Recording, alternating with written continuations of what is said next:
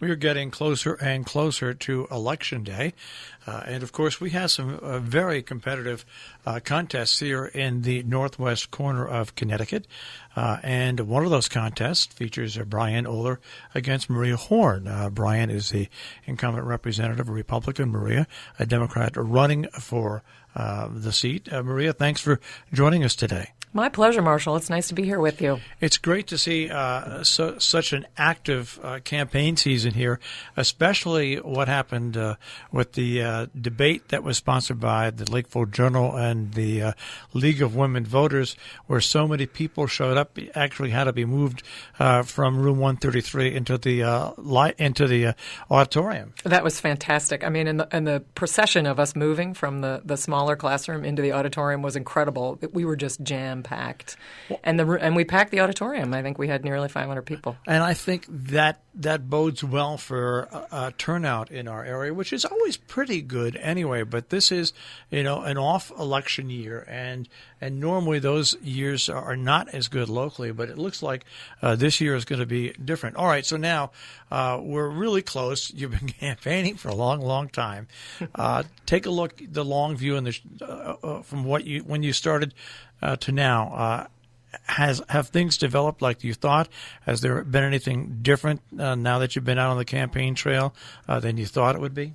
I mean, overall, from a big picture perspective, the both biggest surprise and most positive part of the campaign for me has been the response to door knocking. The fact that I can arrive on somebody's doorstep, surprising them, as I said, waking up their dogs and interrupting them generally in the middle of the day, and they want to talk. When you arrive at someone's doorstep and say, I want to put a face to the name and I want to know what you care about, people will tell you, and they have a lot to say, and it's been a long time since somebody's asked them that question. And it doesn't matter whether you're a Republican, an unaffiliated, a Democrat. Those are great conversations, and I have been just thoroughly affirmed by the way people really want to be heard. And you and I were talking about that before we got on the air. When I ran for the Board of Education, I knocked on between 550 and 600 doors and wound up with over 600 votes. And I think the conversations, like you say, but you also brought up, even the people that aren't necessarily a supporter of yours, the ideas they bring to the table respectively always was something that was gratifying to me. Absolutely, yeah, and that's an important thing I think that's not happening enough in our political culture right now. Are people sitting down to speak to one another who have different political perspectives, and that's the value of, as opposed to going to a public place and waiting for somebody to approach you. When you do that, you get people who already agree with you. But when you go approach somebody to their home, ask them what they believe in, you get to hear a very different level of conversation. And sometimes often you talk to people who start off thinking, oh, I'm completely politically opposed to you. I had a conversation with a guy a couple of weeks ago whose first word to me was, well, I'm right of Attila the Hun, so you're not going to have anything in common with me. And you know what? We talked for 15 minutes. Both of our fathers were vets. We had stories about, how they handled that and what they did and didn't talk about. It was a good conversation. Now, is he going to vote for me? I don't know, but I learned a lot from that conversation, and I think he learned something from me, and that's an important part of the process. I think with campaigning, my good friend Bernie Sanders, when he was running for president, said, "Hey, Bernie Sanders can get elected president. That's not the important thing. The important things is that you've got to run for your school boards. You've got to run for your local offices because you build support from the ground up, and that's what makes a race like this so important." Absolutely, and you've hit the heart of the reason why I'm running for state representative, because this is an area, in particular, I find in the process of my, researching what the state legislature was up to, I realized that people know a fair amount of what's happening in their towns, and they know a fair amount of what's happening at the national level. But a lot of people do not know what's happening in Hartford, and Hartford's part of that problem. They're not good at explaining the impact of the things that they do. But there's a lot happening in Hartford, and it has a big impact on people's lives. I can remember asking John Rowland one day when I was interviewing him how many employees the state of Connecticut had. And do you realize He could not answer that question. And he was honest about it. He said, Yeah. I have no idea. Yeah. So when you say Hartford isn't always aware, it isn't, because it's trying its best to handle the state. But boy, sometimes Hartford gets in the way. Let's come back locally here now. And you've been campaigning important things that are facing us. I brought up to you education, and when I brought up education, that immediately brings in other categories of things that are very important to local people. Absolutely, and I think education is at the heart of so many issues. First of all, as we know, our local elementary schools in particular, but also the high schools, have pretty serious demographic challenges. They're built for a population that just isn't here anymore, and so that is addressing that long-term issue and bringing young families back here and making it possible for young families to stay here is a critical thing that we ought to be working on. And that means making sure that we continue to fund education, because, first of all, those young families aren't coming here if they don't believe that their kids are going to get a quality education. They're going to find somewhere else to go. It also means taking care of things, post-secondary education, like job training programs and apprenticeship programs, and connecting high school kids to the jobs that are here today. I've spoken a lot of several conversations I've had with people who run small businesses who are looking for, this is all true of bigger businesses too, but for small local businesses right here in Sharon who are looking for, young people with technical skills, and they cannot find them. And they have gone to, one particular told me a story of going to the local high school and talking to a bunch of kids about, wanting to hire draftsmen, and that, you could get a technical degree from Oliver Wolcott that would give you the skills to get a really solid job with lots of growth opportunities. And these kids had no idea. They'd never heard of this before. So we've got to be making those connections in education and providing – those are the kind of jobs that have a stable income that can allow a family to stay here. Mind you, another connection to that, of course, is affordable housing, because it would make it really hard for young families to be able to afford to live here, even the ones that want to be here. And when you talk about affordable housing, what I find is a lot of people that don't understand that there's low-income housing and there's affordable housing. Right. There's a huge distinction there in this area. And if this area is ever going to survive, we cannot have a high school that has a population of 300.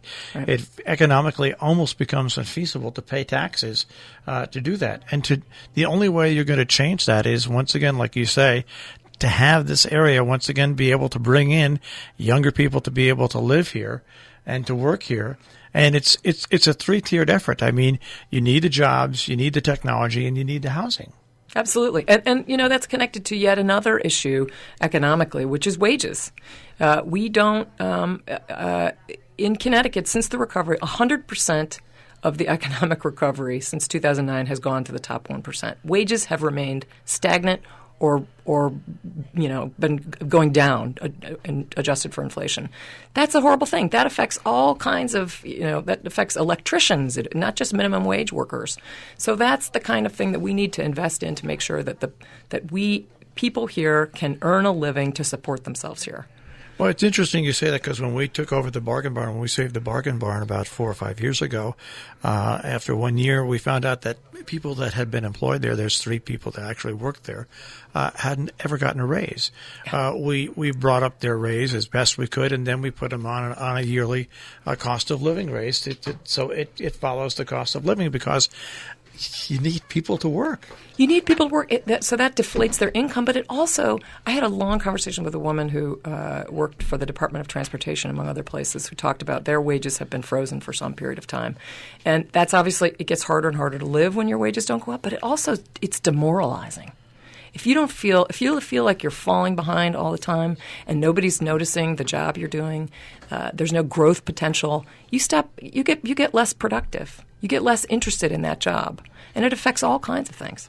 Well, we're talking with Maria Horn, who is running once again against Brian Oler, and we've touched on jobs and the economy. I've always said here the Sharon Hospital is important in so many different ways. As an economic driver, I think it's almost as important as being a healthcare provider, because there's so many people that work at the hospital. Absolutely right, and healthcare is a big employer in the region, and certainly right here. And those, again, that's another area where wages matter. We have to pay people an adequate wage to do those jobs so that we can attract the right people to those jobs and we can keep it, make it a healthy part of our environment, which, Sharon Hospital is a critical conversation for all kinds of reasons. Because, again, attracting young families here, if we can't provide labor and delivery at Sharon Hospital, that's a tough sell. It's an amazing time we live in now. As you've been out and talking to people, one-on-one, and also at larger forums like a debate or maybe community forums, or even things that are held at Democratic headquarters. What are their top worries locally?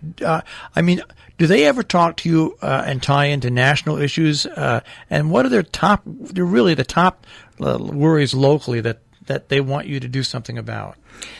I talk very little about national issues, actually. There are moments in time when there's a really hot button issue in the news, and so people will bring it up in the doors. But mostly we talk about, so for example, take an issue like healthcare.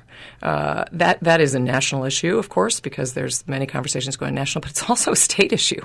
There are all kinds of things happening in Hartford that relate to healthcare, and that Connecticut in particular is in a position to be a firewall against the kind of federal sabotage that's happening to the healthcare system. And that includes, last term they passed the legislation that required the 10 essential health benefits from the Affordable Care Act to be incorporated into insurance plans here.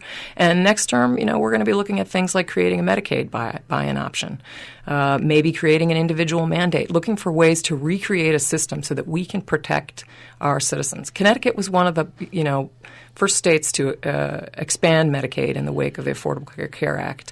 And that has reduced our uninsured rate in a really dramatic way. So we have to continue to support that system.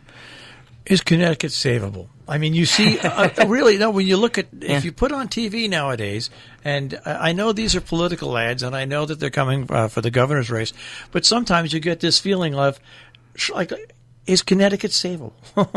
Yes. We have to believe. Take a look outside. We live in a beautiful part of the world. There's so many great people who live here. There's so many opportunities to put the pieces together. So, yes, I affirmatively believe that it is savable, but it's going to be hard.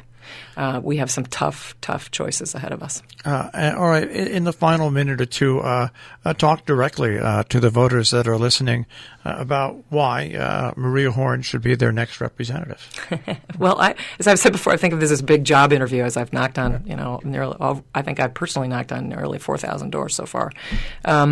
I really want to go to work in Hartford to solve problems, and I think that can be done. I think in particular the kinds of problems we are addressing today require a collaborative solution, which is the kind of thing that I have done certainly particularly in the last dozen years when I've done a lot of nonprofit leadership, where you have to bring a lot of different people to the table, convince them to do things in their extra time, and create real results. Because if you don't create results, there's no point in being around next year. So I really would like to bring those skills. I also think that I have been an advocate all of my life in one way or another, and particularly I think the experience as a federal prosecutor. Which is not just, arguing with people. People have a sense that prosecutors get up and bang the table all the time. Most of your job as a prosecutor actually is doing the investigative work, which is figuring out what caused this problem in the first place. Who are the real players? And then using reasoned discourse and persuasion to make your case with other people, not lobbing rocks and insults and pointing fingers. That doesn't get you anywhere. A press conference, a Facebook post doesn't solve a single problem. It might make you look good, but it doesn't answer any questions. Well, good luck, and first of all, thanks for running. It's a tough thing to do. I know from in my own little run in election how tough it is and how much you put into it. So thank you for taking the time for running, and good luck in the next couple of weeks. Thank you so much, Marshall. It's a pleasure to be here. I feel buoyed at every moment by every effort I've put in has been rewarded by so much. So it's a pleasure.